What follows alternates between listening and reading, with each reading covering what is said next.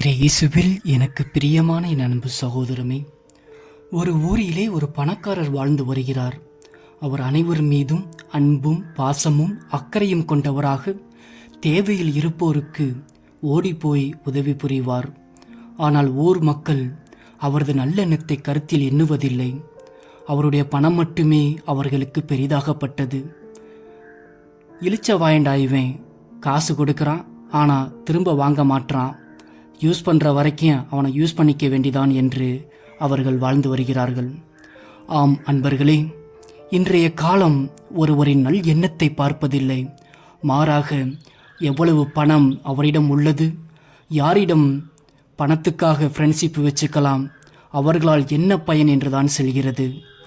வாழ்க்கையில் பணம் என்பது முக்கியம்தான். அதற்கு பணம் மட்டுமே வாழ்க்கையாகிவிடாது. பணத்தால் மனிதனை வாங்கிவிடலாம், ஆனால் இறைவனை இல்லை.